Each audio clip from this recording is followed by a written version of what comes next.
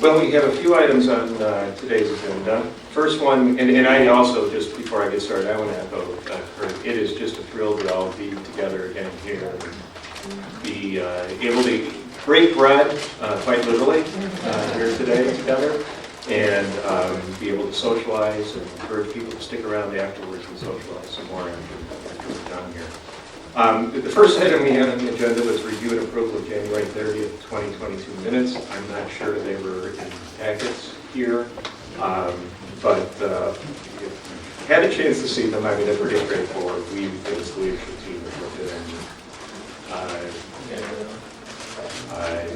If there's any concerns or questions, I'm not sure what to say at this point. I think it was the former chairman's responsibility.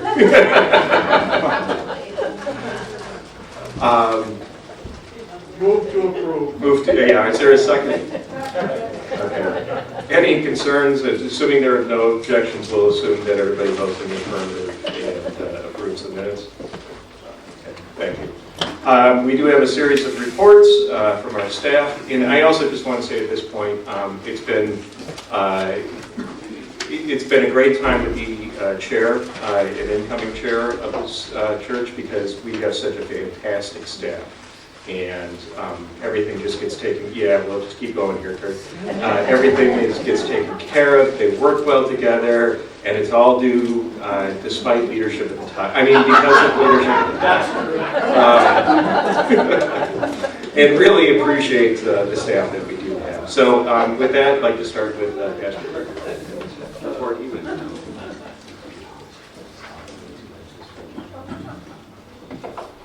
I feel like I've used up all my words this weekend, so this is going to be short. Just a couple of things. In February, we had a leadership retreat for our ministry team leaders. Those of you that are part of ministry teams and our leadership team, I think there were, refresh my memory, Drew, maybe 35, 40 people there? Yeah, you know.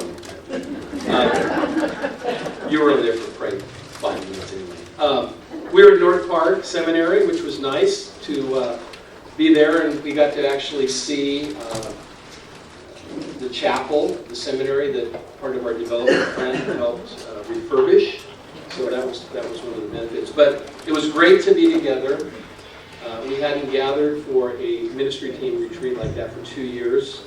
And so I think all of us just felt like it was wonderful just to be together and have conversations. One of the things that we intentionally did not do was say, okay, well, this is going to be one of those, we're going to come out of here with 5 goals for the coming year, a new mission statement, and all that stuff. We just said, look, let's regroup.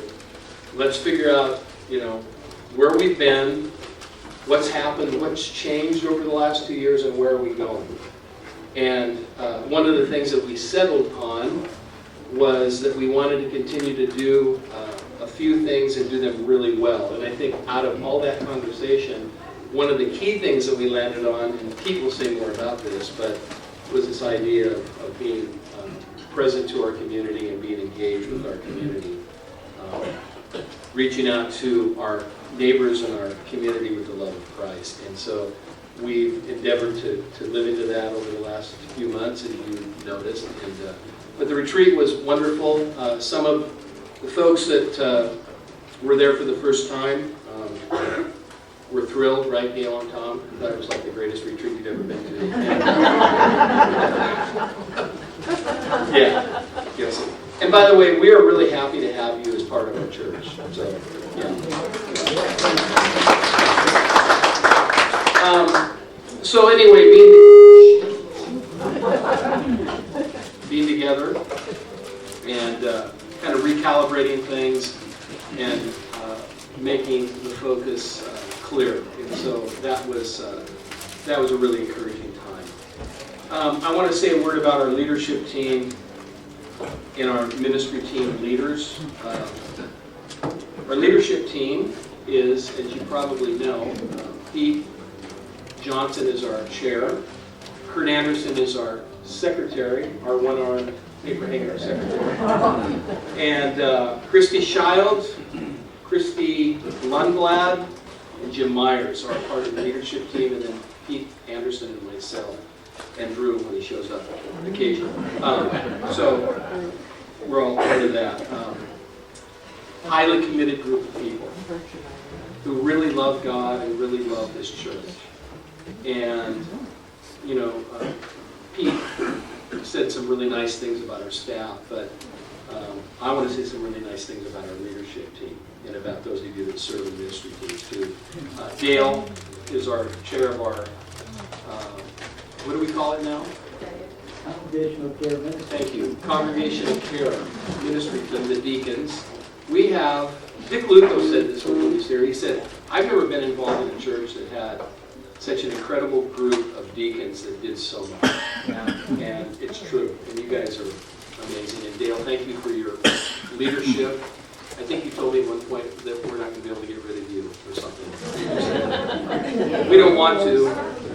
Carol Peterson, mission team leader for like 25 years. Carol's looking forward to a brief hiatus at some point, but thank you, Carol, for all that you do as well.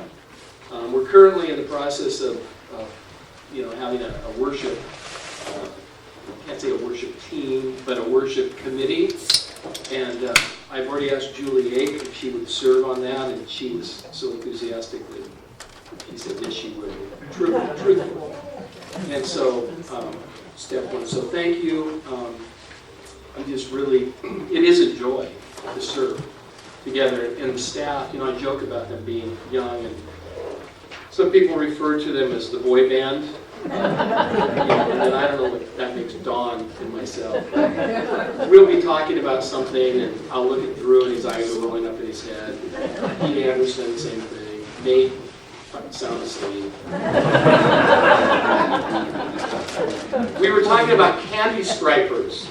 You remember candy stripers? All of you that are over 50?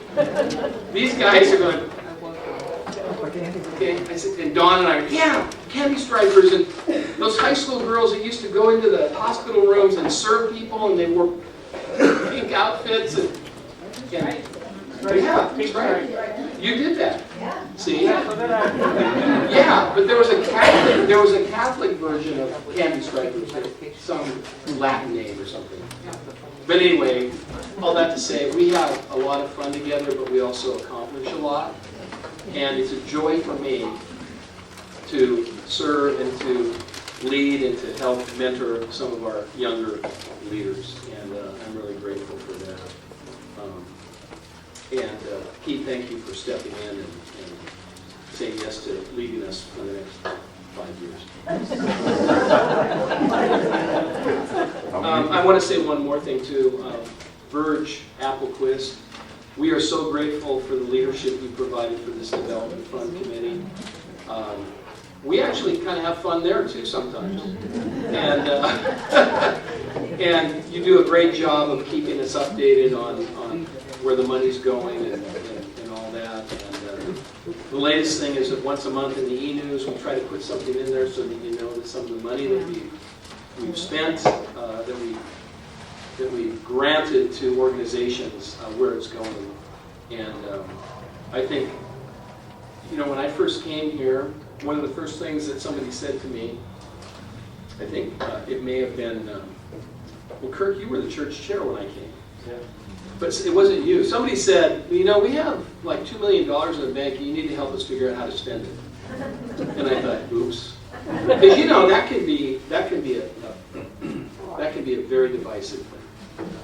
And you guys have, it's been amazing, really, how we managed that.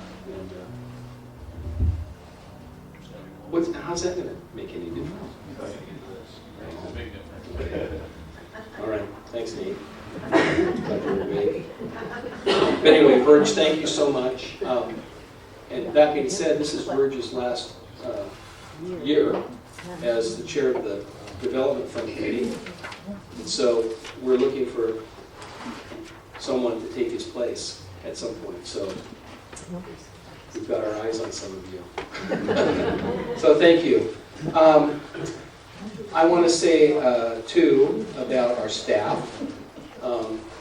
Grace Seaford is here with us, fresh back from Greece. Grace, most of you know Grace, and you've seen her. She kind of was a part of the youth ministry here, and the fact that you came back after being a part of our youth ministry is amazing.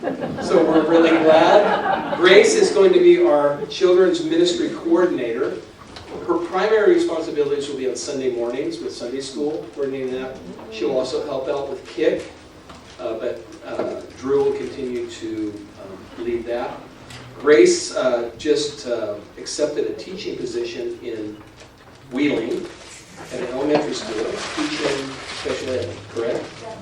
And so when we first talked to her, we said, well, Grace, you're going to be a first-year teacher and you can take this on. She said, well, yeah, I was going to get a second job anyway, and why not do something that I feel, excited about? And so we're so glad that you're here, and really look forward to working with you. And her grandparents live right behind us in Palatine. As I said, I'm still ticked off at your grandparents for cutting the tree down in the corner. And we had a conversation about the barking dog, too. Yeah, barking dogs. Okay, and then Joshua Smith will be stepping into our role as Director of Music and Worship. Mike will continue, just so you know, in a lesser role, but he will continue to be the choir director, and he will help Josh as he transitions. Joshua played yesterday at Maryland's memorial service, and he was at Winnetka for 17 years. Now do the math, he's only 38 years old, so very talented. We're asking him to do a bit more than he did at Winnetka, and he's happy to do that. So there were some Winnetka folks here yesterday, and I commented to them, I said, "Did you think the music was great today?" His mother-in-law didn't think it was funny. But anyway, it's good that they miss him rather than, yeah, we're glad that you... But he starts next Sunday. So he's much more than just an accompanist and a pianist. So we'll introduce him next time. And one last thing. Now, Sam, I want to acknowledge that this has been a pretty tough year, beginning the last day of December when we did Ted Ecker's memorial service. And I just want to acknowledge, that we have lost a number of folks this past year so far. Marlene Tinley, Beth Peterson, Stanley Bohack, Marilyn Peterson, and Dick Luco. And I just think it's important to say it. And it feels bad, and we miss them. And so it's been very, very difficult. And the celebration yesterday for Marilyn was amazing. But I wish that our celebrations were around some other things too. And but that's the way it is right now. So just continue to pray for these families and for Val Luco and then Kids Memorials next Sunday. I have to just tell you something. Saturday. So I called Val just to check in, and she refers to him as Luco. And so even his family calls him Luco. And just wanted to share a big thanks to the community as we support Northwest Compass as they support the community. So yeah, food pantry, that's kind of the first update. Some great things that are happening there. And we just had defrost. That was awesome. And we had a couple rain delays, and it just kind of threw a wrench into things. But I just am just so thankful for this church community. Your support and your encouragement and your presence and your willingness to serve is so fantastic. I feel so much support in my role as pastor of community outreach. We had to replan and reschedule and just get things going the next couple days. There were over 50 kids who showed up that day. There were over I don't know, 200 people. I lost track. It was just and this was the first time we were trying a spring event, and what a great event to serve our community, to reach our community, and just wanted to say thank you. Another little connection, these little relationships with community outreach. Capinary ice cream, woo-woo, in the house. Kim suggested to try the, I'm blanking on the name right now, raspberry chocolate chip. Yes, that is the best flavor there. So good. And anyway, I'm just thinking about eating it right now. But we had a scavenger hunt. Where's Bear? Dale was helping with that, and Dale had these Capinary ice cream coupons.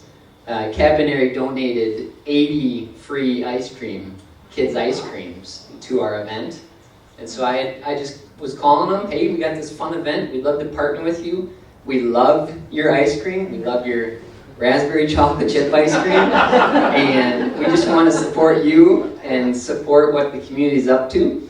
And so I just connected with the owner there, and then went to pick up the coupons, and they're like, oh, really cool event. We put a poster up. Who Griffin Gershow designed our poster, which was awesome. So he was pumped. I took pictures of it at Starbucks and at Capinary's. I was sending him. I'm like, dude, you're famous. And so just his kind of contribution, but with Capinary, this relationship. We went in there for kick in middle school. Our groups popped in there, and I showed up with the kick kids on the last Wednesday. And the lady behind the counter was like, hey, wait a second. I remember you. You're from the church, aren't you?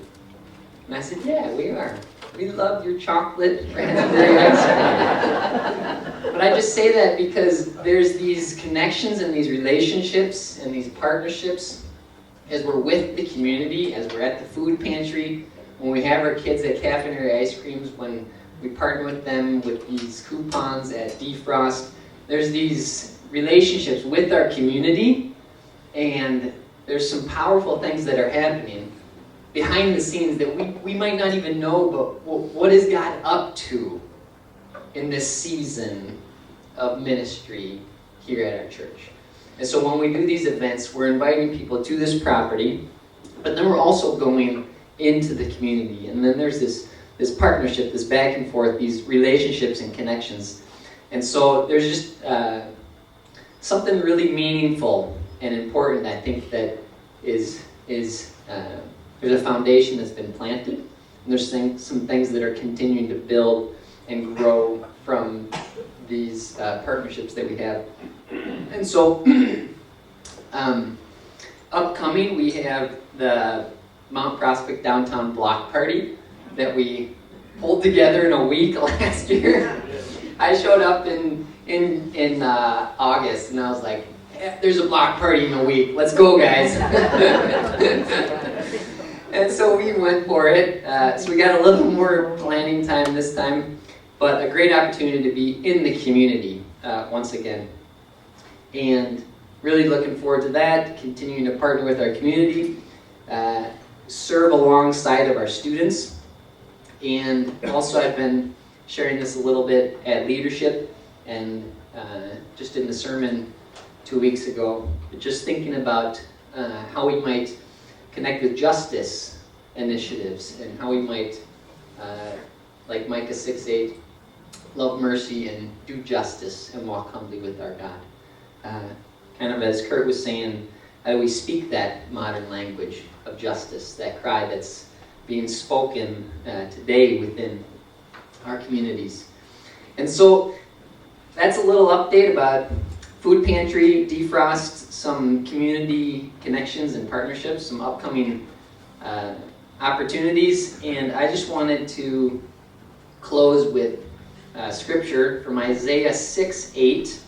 as an encouragement for our community to continue to get involved in reaching out with the love of Christ, and just to encourage our community in this season to have a posture of, "Here I am, Lord." And so here is Micah 6:8. This is from the commissioning of Isaiah as a prophet. "Then I heard the voice of the Lord saying, 'Whom shall I send? And who will go for us?' And I said, 'Here am I, send me.'" Thank you.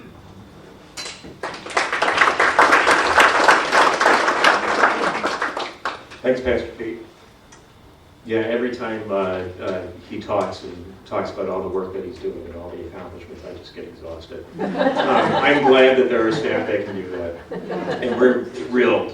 What was it? Me too. Yeah. Oh, it's all done. You know, one thing though, one thing that you didn't say that I think is really encouraging are the people that live right around here. Mhm. And I mean, one of the benefits of you guys living here is that, first of all, you're friendly. But I met more people at the Defrost event that literally are our neighbors. Even the guy who blows his leaves on Sunday mornings. Not that that bothered me. No, but seriously, I mean, this couple across the street from you guys that have been there forever, they've never been on the property. They knew nothing about the Covenant Church, and so there I am giving them a history of Covenant Church, and their daughter goes, "I want to go to that church." But I mean, it's just those little things like that, the reasons to, the guy across the street that were helping pack up the chairs, our neighbors, put things away. Those are great connections. So thank you for. Yeah, absolutely.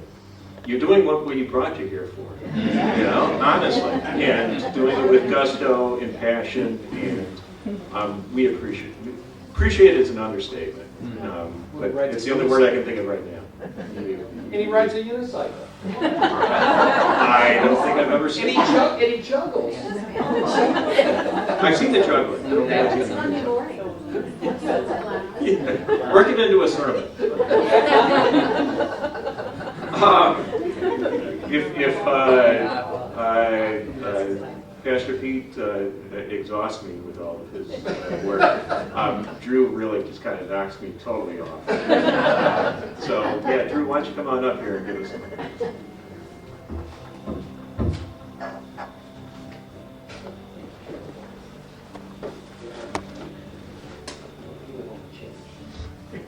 Yeah, I went home and changed.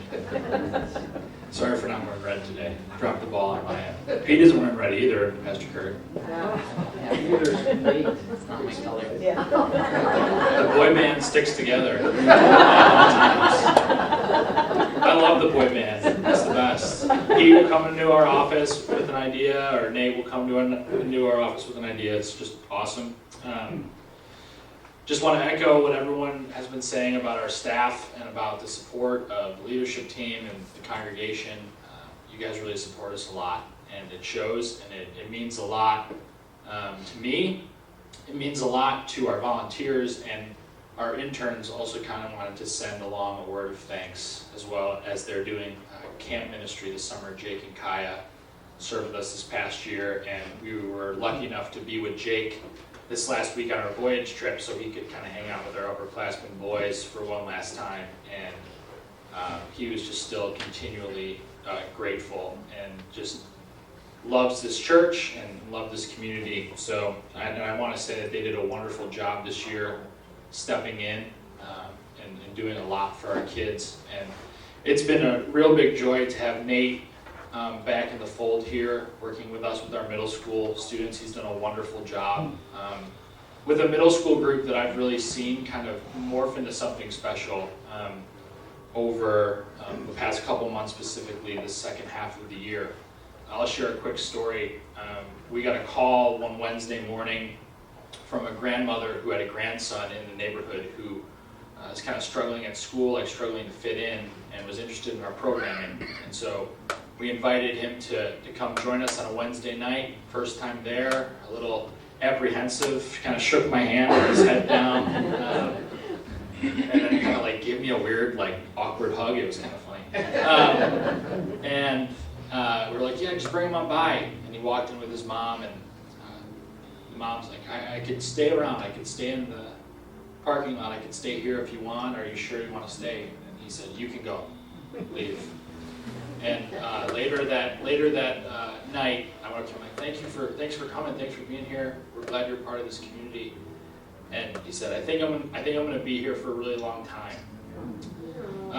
And that just kind of is an outline of kind of our middle school group. I've seen kids who don't have a place suddenly have a place, which is what we're all about. So, and that a lot of that credit goes to Nate and kind of building that community this year. So thank you, Nate, for everything. I know that you balance a lot with tech duties, and I mean, even streaming this meeting right now, I know it's not easy. So thank you for everything this year. It's been awesome to share an office with you and, you know, have fun. Yeah, it is a lot of fun to be here, and somewhat exhausting. This year for me was kind of supposed to, I was supposed to take a step back a little bit from middle school programming a little bit, but God has a sense of humor, and put me with elementary school kids instead. So that's been a great joy to kind of oversee some of the kick programming along with our high schoolers and some kick volunteers as well, and putting kids in leadership positions has been wonderful, and watching them flourish in that is wonderful. And these kick kids have a lot of energy. We'll be seeing it all week at Adventure Camp, and they're going to keep us on our toes, but they love being here too. So it's been a lot of fun and a different kind of rhythm for me this year as I'm continuing on in seminary and pursuing my MDiv and MBA, and also planning a wedding at the same time. So very, very busy, but all good. After our January meeting, we had 2 winter camps, one at Covenant Harbor for the middle school, and one at Covenant Point for One Life.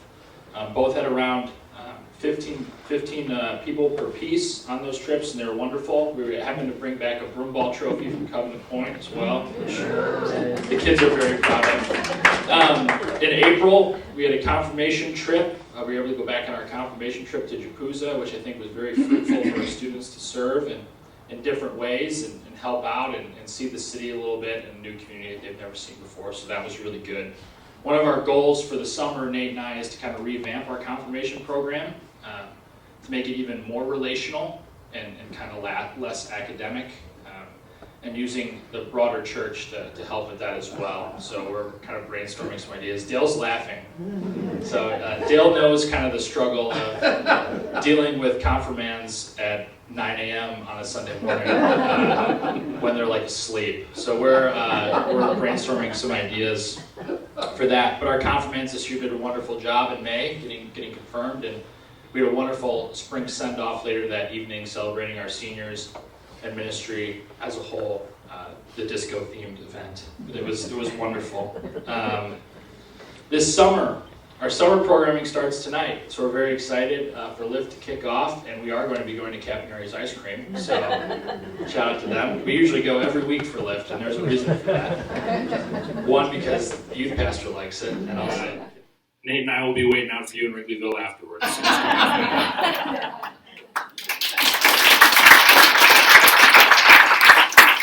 I'm surprised if you were in charge of this, you didn't get 4 tickets. I tried. Oh, okay. Well, thank you all for the recognition. And I told you at the annual meeting that we enjoyed ourselves. It was not only a privilege to be the chair, but it was something that I truly enjoyed. And I miss now.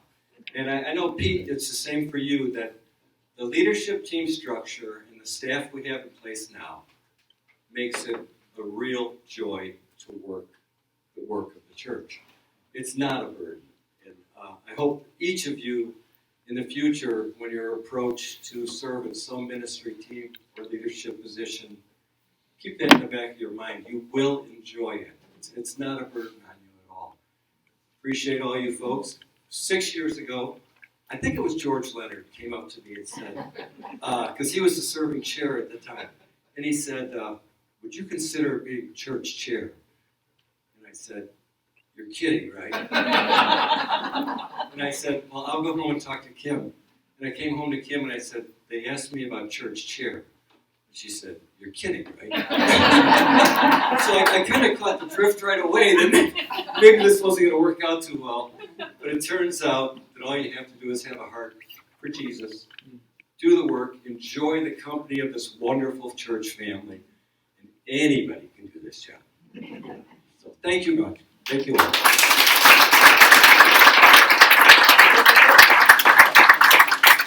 And I was pleased to be that next to anybody. And the worst thing that you did to me was make it a tough act to follow.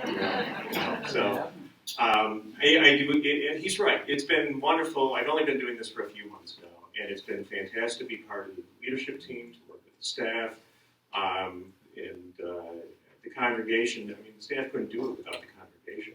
As Pastor Pete was talking about with Compass, it's not him going every week. It's all the people going with him. Well, him too, obviously. But I mean, it's and all the various people coming together for Defrost and coming together for the adventure camp, and it's all of us together. But these folks are the ones that are organizing it and making sure that it runs smoothly.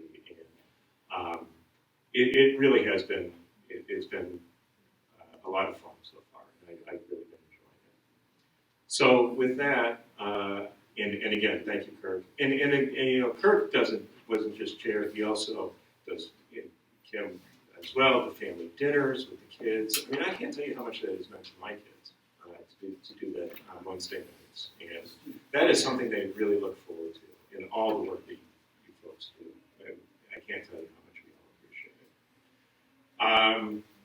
Unless there's any other business. Oh, go ahead. You're talking about programming for next year, and we are planning, there is a plan in the program for next year to have a mission trip to Ecuador, and I just want to mention that. Carol was just, especially those online who probably can't hear, just wanted to note for next year, there's plans for a mission trip to Ecuador. There's plans ongoing. I'm sure we'll hear more details. Well, on that. I'm sorry? It's June. June. It's going to be in June of 2023. Yeah, I assumed it was in the summer, just based on the experience. And it's for high school kids and adults. For high school kids and adults. Adults of all ages. Great. Right? What? Adults of all ages. Yeah, adults of all ages. Yep. Great, thank you. Thank you. Sure. Are we going to have any tent events this summer? Pete, do you want to talk? She asked if there's going to be any tent events this summer. Not at this point, no. There's not going to be any tent events. Just, again, this goes to some of the prioritization. Tents are extremely expensive, and I thought they were great last year, but it's one of those, on balance, we decided probably not to be going. So. But we are looking to do a variety of events.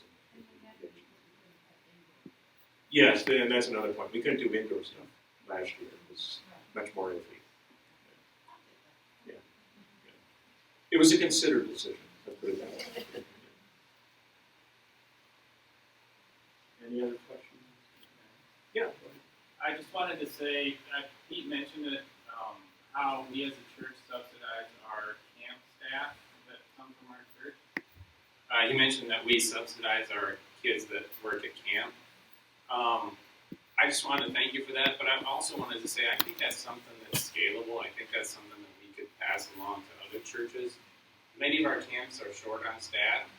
Portage Lake is this year, Covenant Harbor is this year as far as I know. And I think it's something that can go throughout the Covenant and would be very helpful. And it really costs us very little. I mean, how much did we spend? $5,000 maybe? $6,000? For the fine, it'll be about $13,000. Okay. $250 a week for trial. Yeah, and so to me, that's a tiny amount of money for the kind of benefit it is to them and to the kids. And also, I just want to say, I think Verge might have come up with the idea for this, and it's just a fantastic idea. So, thank you. Absolutely right, and it has been a huge challenge for the camps. And we've heard from Covenant Harbor in particular that they may be canceling some of their events this summer, some of the camp weeks this summer, because they don't have enough staff. And they can't afford to pay counselors a huge amount of money, and kids have, college kids in particular, have a lot of challenges of earning enough money for school and other things. And so, as much as many of them would like to do camp during the summer, sometimes they just can't afford to do that. So, hopefully, our program helped add a few kids to and reduce some of those staffing burdens in some of those camps. Because as we've heard so many times in other contexts and other areas, camping is just critical to bringing kids to Christ. You often hear people's stories of it's so much of it is focused around camping. Or to start as an emphasis. Yeah, Bert, go ahead.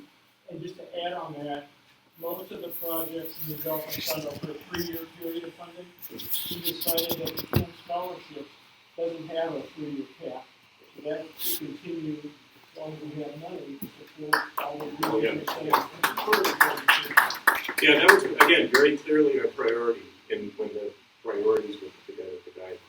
And, that was a wise choice.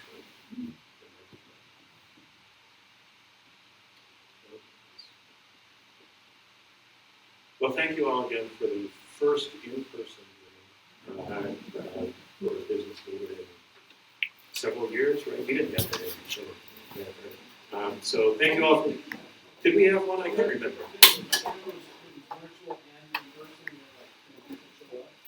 No, I don't know. I must have been virtual.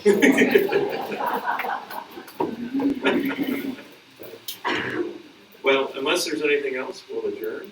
And yeah, go ahead, Drew. One quick thing about the tables, we need at least 9 set up, so I don't know if we can break them down. We're doing that, or? We are. Okay, cool, never mind. We want to listen to some volunteers who would like to help. How many do we need? We need 9 tables in here, but not set up. So the end of the camp, there are tables, but we need tables for lunch and closing ceremony. I think we set up 10. Round one. Nate, how many did we set up? 10. Yeah, there's 10 right now. So just breaking down what you're saying. Where would you like to go?